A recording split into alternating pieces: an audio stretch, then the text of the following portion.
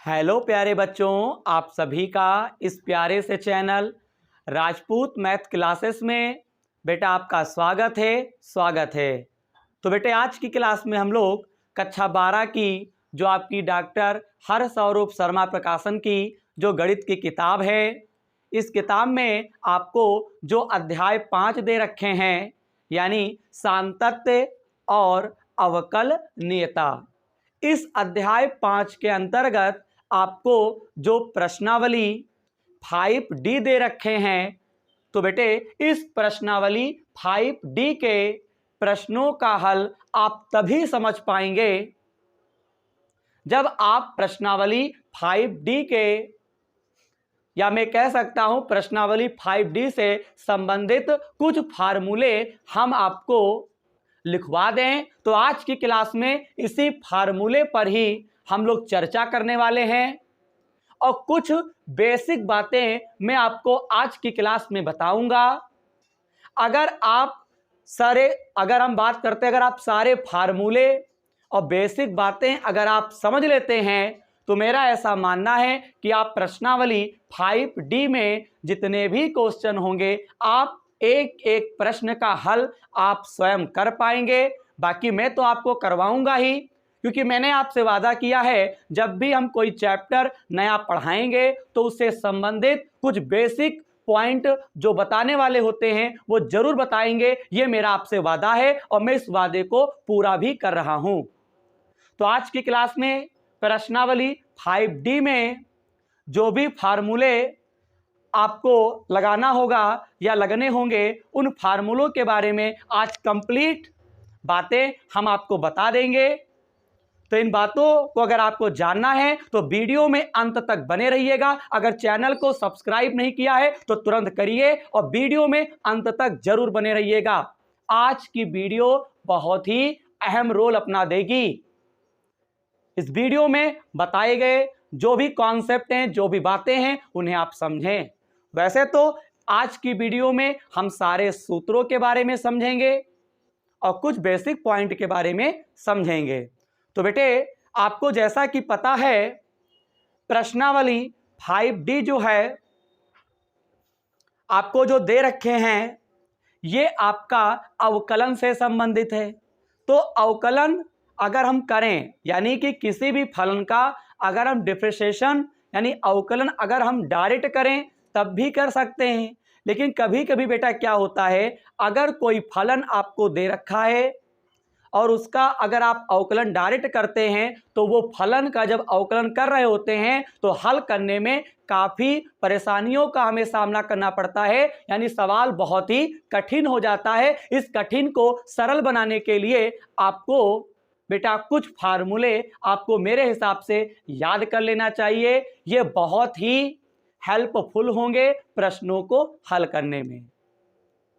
तो बेटे इन फार्मूलों को मैंने बोर्ड पे पहले से ही मैंने लिख के रखा हुआ है और मैं आपसे चाहता भी हूं आप इन फार्मूलों को अपनी कॉपी पे नोट करें और सर जैसा कह रहे हैं उसके अकॉर्डिंग आप चलें। और हाँ, अगर अभी तक पिछली वीडियो अगर आप अभी नहीं देखे हैं तो आप जाके हमारे चैनल की प्लेलिस्ट के माध्यम से पिछली वीडियो को आप देख सकते हैं। मैंने कंप्लीट पढ़ाया है, एक एक प्रश्नावली का कंप्लीट बेसिक कॉन्सेप्ट, एक एक प्रश्न का हल भी करवाया है, आप प्लेलिस्ट के माध्यम से देख सकते हैं। तो बेटे यहां पे जो फार्मूला मैंने लिख के रखा हुआ है ये सारे फार्मूले ये त्रिकोणमिति से यानी ट्रिग्नोमेट्री से आपके संबंधित हैं।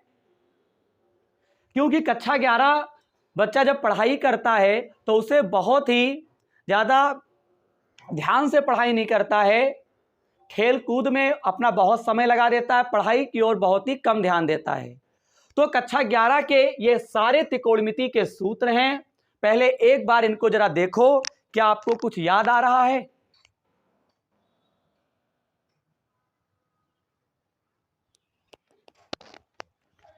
तो आपने इन सूत्रों को देखा होगा एक झलक के लिए।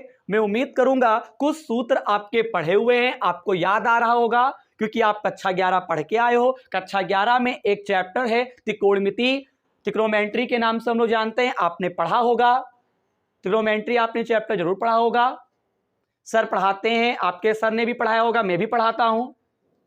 तो कुछ फार्मूले आपके मस्तिष्क में आ गए होंगे कि हाँ ये तो मेरा फार्मूला पढ़ा हुआ है। तो बेटा कोई नई चीज नहीं है।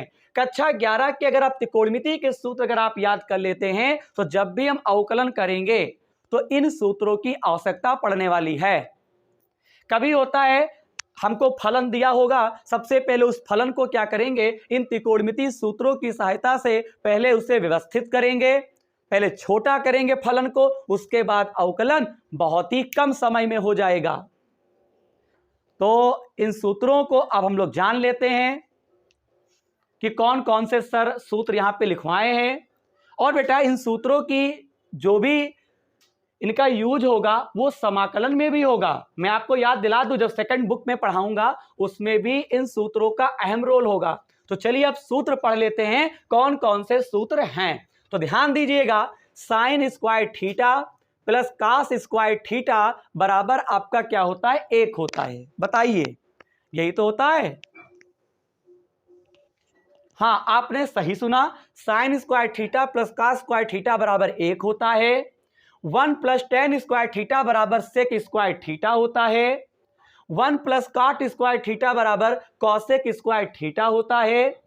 टेन थीटा बराबर आपका फार्मूला होता है sine theta upon cos theta.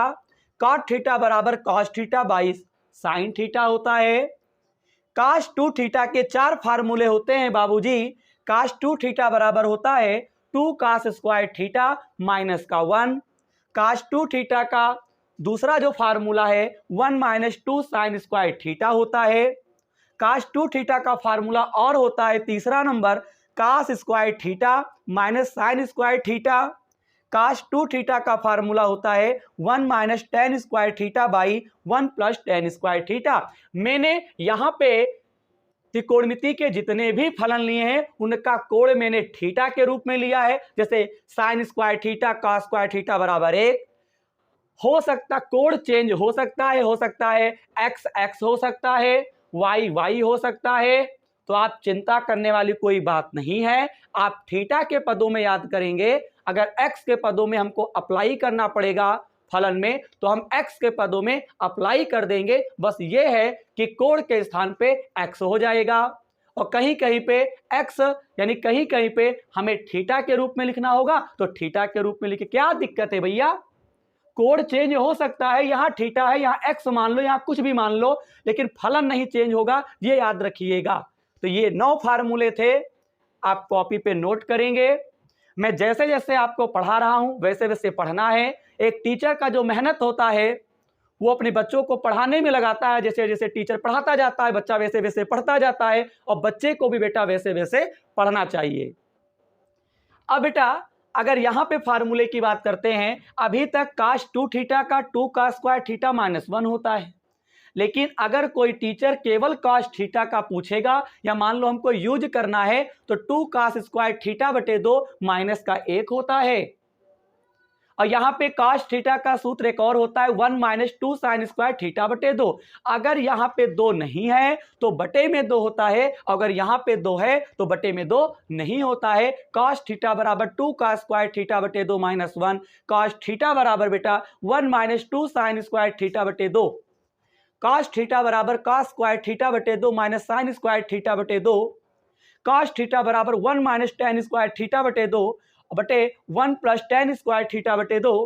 Sine 2 theta का फार्मूला होता है बेटा 2 साइन थीटा कॉस थीटा। और अगर मैं बात करता हूं साइन थीटा, देखिए साइन 2 थीटा का सूत्र मैं यहाँ पे क्या लिख रहा हूं, अभी तक 2 नहीं था तो कास के 4 होते हैं, यहाँ पे 2 था तो कास के 4 होते हैं। साइन 2 थीटा का फार्मूला होता है 2 साइन थीटा कॉस थीटा। और अगर साइन थीटा की बात करते हैं, यहाँ पे 2 है यहाँ पे 2 नहीं है, तो यहाँ पे 2 साइन थीटा बटे 2 थीटा बटे 2 बटे में 2 आ गया।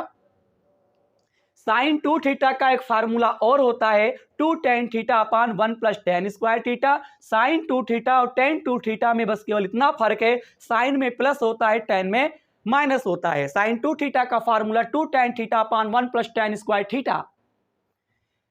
अगर 2 नहीं है तो साइन थीटा का formula 2 tan theta by 2 1 plus tan square theta by 2। Tan 2 theta का formula 2 tan theta upon 1 minus tan square theta.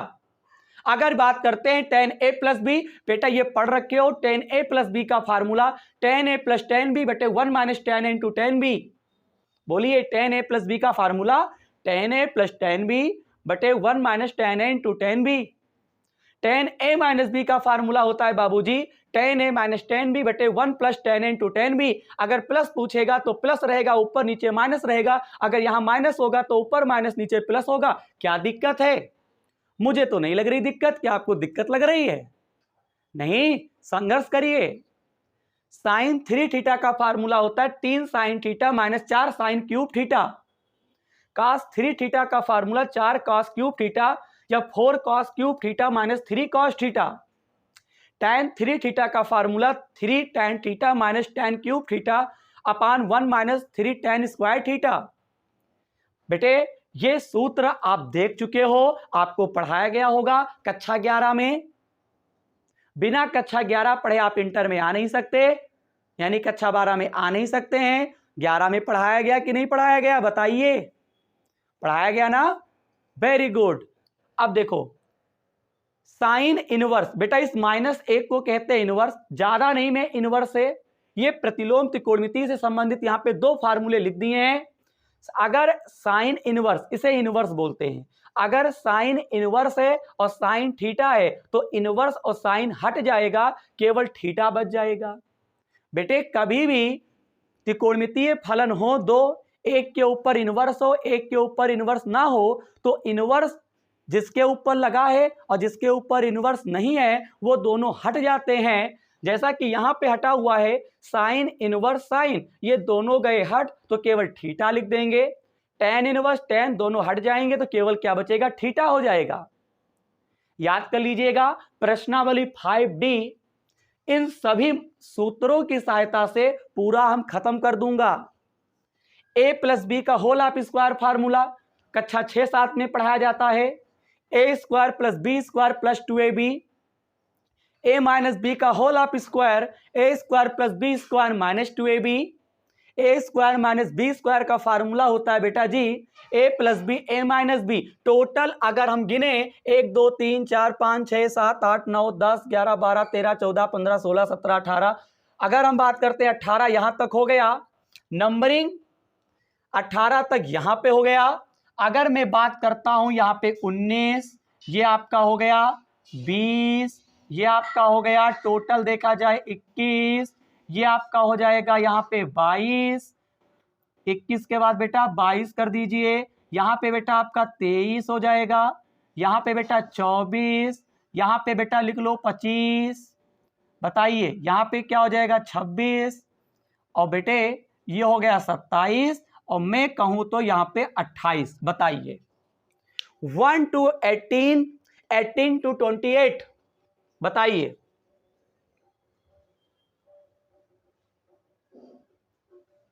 बताइए। ये 28 फार्मूले हैं। 18 इधर लिखा था, इधर फिर मैंने 11 से लिखा था,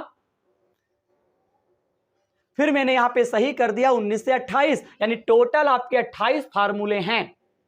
बताइए अगर आप इन फार्मूलों को याद कर लेते हैं, यकीनन आप प्रश्नावली 5D के एक एक प्रश्न का हल आप स्वयं कर पाएंगे। बचा क्या है? बस केवल प्रैक्टिस बची है, वो तो मैं करवा दूंगा। मुझे तो सारे सूत्र याद हैं, मैंने पहले से इसलिए लिख के रखा हुआ था जिससे कि टाइम वीडियो काफी लंबी ना हो, छोटी वीडियो में ही बड़ी बात हो जाए। तो बताइए ये सूत्र आप याद कर पाएंगे? बहुत बढ़िया, मैं उम्मीद करूंगा आप इन सूत्रों को याद कर लेंगे। आपको मेरा एक कहा मानना है, आपको 1 to 28 इन सारे सूत्रों को आप क्या करेंगे? कॉपी पे नोट करेंगे। इससे पहले मैंने प्रश्नावली 5C कंप्लीट करवा दिया है। ये 28 सूत्र आपको कॉपी पे लिख लेने हैं, और बेटे ईमानदारी से आपको इन सूत्रों को कल याद करके आना है, और फिर आपको जब हम प्रश्नावली 5D पढ़ाऊंगा उसमें आपको इन सूत्रों का यूज बताऊंगा, कैसे मानना है, कैसे सॉल्व करना है, कहां पे इन सूत्रों का यूज होता है, ये सब आपको मैं प्रश्नावली के जब प्रश्नों का हल कराऊंगा तो आपको समझा दूंगा, कोई दिक्कत नहीं है। बताओ इतनी बात क्लियर है? तो मेरे सभी बच्चे इन सूत्रों को लिख लेंगे कॉपी पे और प्रयास करेंगे, याद कर लेंगे। इन त्रिकोणमितीय फार्मूलों का बेटा बहुत ही अहम रोल होता है समाकलन में और अवकलन में। और हाँ, प्रश्नावली 5B और प्रश्नावली 5C और ये प्रश्नावली 5D, इन तीनों में यानी प्रश्नावली 5B में मैंने 15 सूत्र लिखवाए थे, 5C में मैंने 6 लिखवाए थे, आज 28 लिखवाए हैं। इन अगर सूत्रों को अगर बेटा याद कर लो तो पक्का है कि अवकलन आपको अच्छे से आने लगेगा, कोई आपको हरा नहीं पाएगा। तो आज की क्लास में हम लोगों ने प्रश्नावली 5D से संबंधित जो फार्मूले थे वो मैंने आज आपको मैंने अच्छे से समझा दिया है और आप इन फार्मूलों को अच्छे से नोट भी कर लेंगे और याद भी कर लेंगे। अगर आज की क्लास अगर अच्छी लगी हो, वीडियो पे अगर अंत तक बने रहे हो, तो कृपया करके चैनल को सब्सक्राइब, वीडियो को लाइक और चैनल को अपने दोस्तों में जरूर शेयर कर दो। इन सभी एक्टिविटी में कोई रुपया नहीं लगता है, बस एक टीचर का हौसला होता है, एक टीचर को बहुत बड़ा मोटिवेशन मिलता है जब आप सब्सक्राइब करते हो या क्या करते हो, वीडियो को शेयर करते हो, और कुछ नहीं। और ये मेरे प्यारे बच्चे अगर समझते हैं कि एक वीडियो बनाने में कितनी हिम्मत लगती है, कितना क्या होता है, कितनी मेहनत लगती है, ये बच्चों को पता है। अगर पता है तो चैनल को जरूर सब्सक्राइब करिएगा, और वरना आपकी इच्छा है मत करिएगा, कोई दिक्कत नहीं।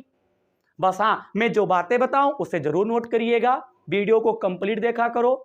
और बेटे इस वीडियो के बाद जो हमारी प्रश्नावली 5D की वीडियो रहेगी उसमें जो भी प्रश्न दे रखे होंगे उनका हल हम आपको समझा देंगे, कोई दिक्कत वाली बात नहीं है। अपने कोर्स को अगर कंप्लीट करना चाहते हो तो चैनल की प्लेलिस्ट में जाइएगा, मैंने एक एक अध्याय का कंप्लीट बेसिक कॉन्सेप्ट और बेटे प्रश्नावली के प्रश्नों का हल मैंने आपको करवाया है। तो मिलते हैं अगली क्लास में इसी ऊर्जा के साथ। जय हिंद, जय भारत।